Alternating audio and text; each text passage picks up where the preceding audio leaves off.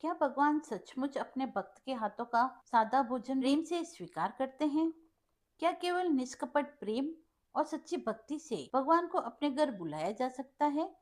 नमस्कार, आप सभी का हार्दिक स्वागत है। आज हम सुनेंगे भगवान श्री जगन्नाथ जी और उनकी अनन्य भक्त कर्माबाई की अद्भुत कथा। यह कथा हमें बताती है कि भगवान को सोने चांदी के भोग, महंगे वस्त्र या भव्य पूजा की नहीं, बल्कि सच्चे प्रेम, निष्कपट भाव और अटूट श्रद्धा की आवश्यकता है। भक्त कर्माबाई प्रतिदिन प्रातःकाल अत्यंत प्रेम से भगवान के लिए सादी खिचड़ी बनाती थी। उनका हृदय इतना निर्मल था कि वे किसी दिखावे या विधि विधान से अधिक अपने प्रेम को महत्व देती थी।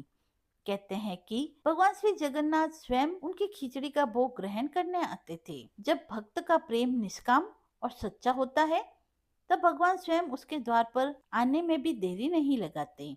आइए प्रेम, श्रद्धा और भक्ति से भरपूर इस दिव्य कथा का श्रवण करें और जानें कि किस प्रकार एक साधारण भक्तन ने अपने निष्कपट प्रेम से स्वयं भगवान श्री जगन्नाथ जी को प्रसन्न कर लिया। जय जगन्नाथ। भक्त कर्माबाई की जय। आइए कथा का श्रवण करें। घोर अंधेरा। जगन्नाथ मंदिर में सिर्फ कुछ दियों की टिमटिमाती रोशनी गर्भगृह में पसरी खामोशी को तोड़ रही है। मुख्य पुजारी परंपरा के अनुसार भगवान जगन्नाथ जी की मूर्ति को जगाने और स्नान कराने के लिए प्रवेश करते हैं। दिए की रोशनी में भगवान का मुस्कुराता चेहरा चमकता है। राजेंद्र जी की आंखें रोज की तरह श्रद्धा से झुक जाती हैं। लेकिन आज कुछ अलग है। उनकी नजर भगवान के होठों के कोनों पर अटक जाती है। वहाँ कुछ पीला पीला लगा है। दाल और चावल का वह एक दाना, ये क्या है? वे करीब जाकर देखते हैं।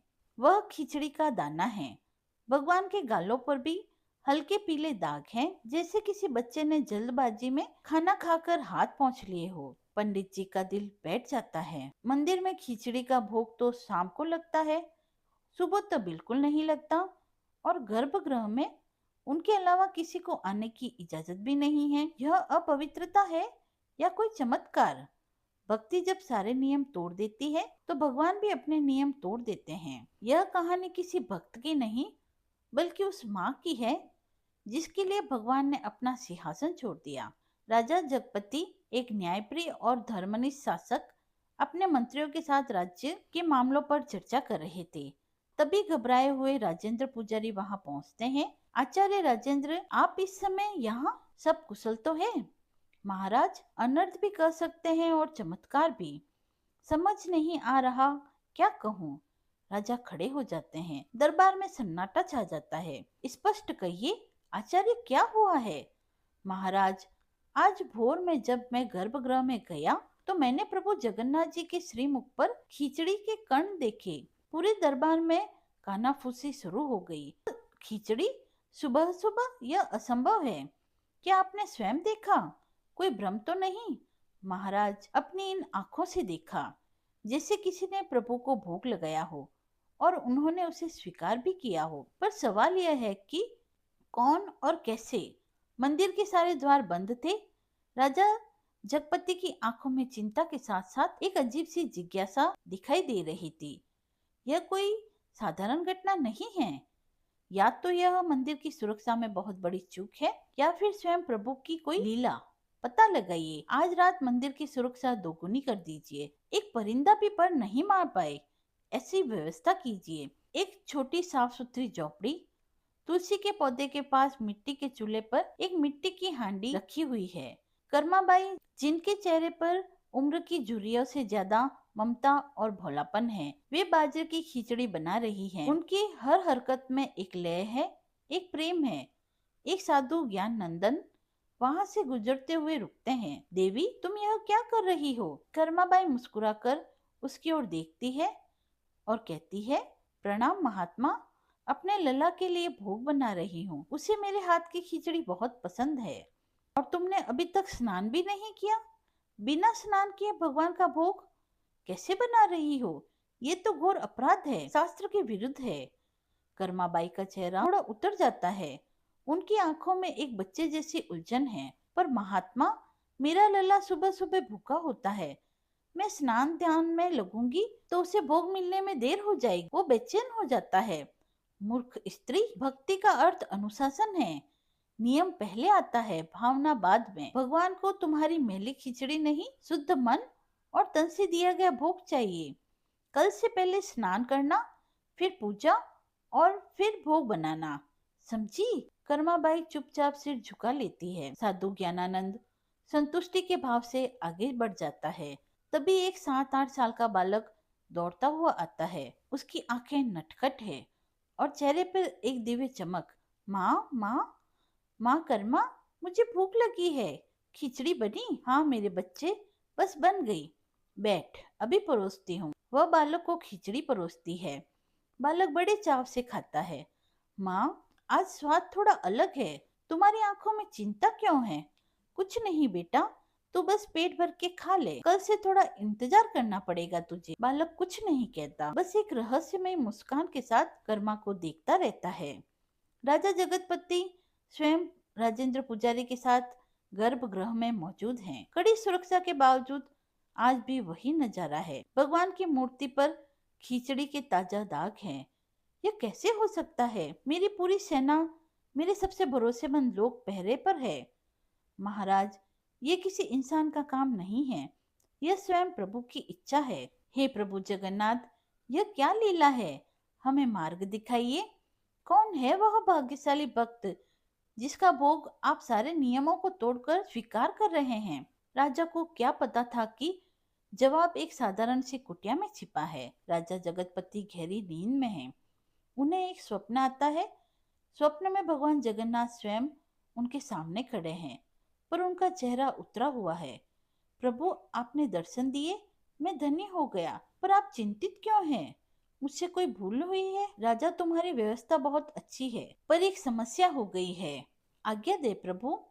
पुरी में मेरी एक माँ रहती है जिसका नाम कर्मा है। वह रोज सुबह मुझे बड़े प्यार से खिचड़ी खिलाती है। मुझे उसके हाथ की खिचड़ी खाए बिना चैन नहीं मिलता। राजा हैरान हो जाते हैं, पर किसी ज्ञानी ने उसे पूजा पाठ के चक्कर में उलझा दिया है। अब वो स्नान ध्यान करके भोग बनाती है। भूख के मारे मेरा बुरा हाल हो जाता है। जब तक भोग मिलता है तुम्हारे मंदिर का समय हो जाता है, तो मुझे जल्दी जल्दी खाकर हाथ मुंह पहुँचकर यहाँ आना पड़ता है।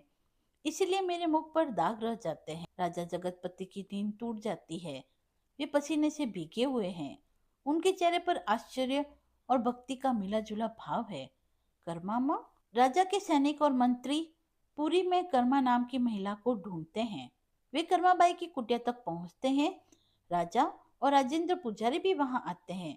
वे देखते हैं कि कर्माबाई स्नान करके गीले बालों में जल्दी जल्दी भोग बनाती है। वही नटखट बालक बाहर बैठा इंतजार कर रहा है। माँ, जल्दी करो ना, बहुत जोर से भूख लगी है। राजा और राजेंद्र जी एक दूसरे को देखते हैं। वे समझ जाते हैं यह साधारण बालक नहीं है, ये स्वयं प्रभु जगन्नाथ जी हैं। तभी साधु ज्ञानानंद भी वहां आ जाते हैं। महाराज, आप यहाँ इस अज्ञानी स्त्री की कुटिया में? महात्मा, जिसे आप अज्ञानी कह रहे हैं वह स्वयं भगवान जगन्नाथ की माँ है। आपके थोपे हुए नियमों के कारण भगवान को भूखा रहना पड़ रहा है। ज्ञानानंद का चेहरा शर्म से झुक जाता है। उसे अपनी भूल का एहसास होता है। वह दौड़कर कर्माबाई के पैरों में गिर जाता है और कहता है, मुझे क्षमा कर दो माँ। मैं शास्त्रों का ज्ञान तो पा गया, पर प्रेम का मर्म ना समझ सका। आपकी भक्ति ही सच्चा शास्त्र है। आप जैसे पहले करती थी वैसे ही अपने लला को भोग लगाइए। कर्माबाई उसे उठाती है। उनकी आंखों में कोई गुस्सा नहीं, सिर्फ ममता है। महात्मा, आप सही थे, पर मेरा लल्ला वो बच्चा है, वो नियम नहीं सिर्फ माँ का प्यार समझता है। राजा जगपति और राजेंद्र पुजारी हाथ जोड़कर यह सब देख रहे हैं। उनकी आंखें नम है। समय बीतता गया। कर्माबाई अब बहुत वृद्ध और कमजोर हो गई। वह अपनी चारपाई पर लेटी है। उनकी सांसें धीमी धीमी चल रही है। वही बालक जो अब भी उतना ही है, उनका हाथ पकड़कर उनके पास बैठा है। लाला, अब मुझसे उठा नहीं जाता। आज मैं खिचड़ी कैसे बनाऊंगी? तू भूखा रह जाएगा। तब वह कहते हैं, तू चिंता मत कर माँ, तुमने मुझे जीवन भर खिलाया है। आज मैं तुम्हें अपने साथ ले जाने आया हूँ, जहाँ तुम्हें मेरे लिए कुछ बनाना नहीं पड़ेगा। कर्माबाई मुस्कुराती है और शांति से अपनी आंखें बंद कर लेती है। उनकी आत्मा शरीर छोड़ देती है। मंदिर में कोहराम मच जाता है। भगवान जगन्नाथ की मूर्ति की आंखों से अविरल आंसुओं की धारा बह रही है। मूर्ति रो रही है। राजा जगतपति और राजेंद्र पुजारी भागे भागे आते हैं। वे यह दृश्य देखकर कांप उठते हैं। हे प्रभु, यह क्या हो रहा है? हमसे क्या अपराध हुआ? राजा जगपति समझ जाते हैं। वे हाथ जोड़कर प्रार्थना करते हैं। रात को राजा को फिर से स्वप्न आता है। भगवान जगन्नाथ जी एक छोटे बालक की तरह सुबक सुबक कर रो रहे हैं।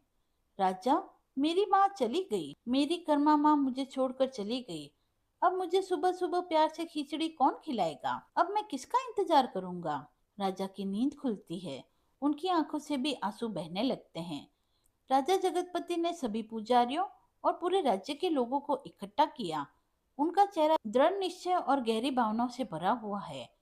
आज से और इस सृष्टि के अंत तक भगवान श्री जगन्नाथ जी को अर्पित होने वाले 56 भोगों से पहले सबसे पहला भोग भगवान की माँ कर्माबाई के नाम से बाजरे के खिचड़े का लगाया जाएगा, ताकि मेरे प्रभु को कभी यह न लगे कि उनकी माँ उन्हें छोड़कर चली गई। उनकी माँ अब यही है, हम सबके दिलों में और इस मंदिर की परंपरा में हमेशा के लिए।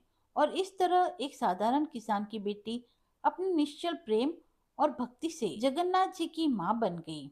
आज भी जगन्नाथपुरी में हर सुबह सबसे पहले खिचड़ी का ही भोग लगाया जाता है। यह कथा हमें यह सिखाती है कि भगवान बाह्य आडंबर नहीं, बल्कि सच्चा प्रेम और पवित्र भाव को स्वीकार करते हैं। निष्काम भक्ति सबसे बड़ी पूजा है। ईश्वर के प्रति विश्वास और समर्पण कभी व्यर्थ नहीं जाता। सादगी, विनम्रता और सेवा का भाव जीवन को धन्य बना देता है। जो भक्त प्रेम से भगवान को याद करता है, भगवान उसकी पुकार अवश्य सुनते हैं। बोलिए जय जगन्नाथ।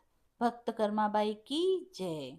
यदि आपको यह वीडियो पसंद आया हो तो आप कमेंट बॉक्स में जय जगन्नाथ लिखकर अपनी भक्ति को व्यक्त करें।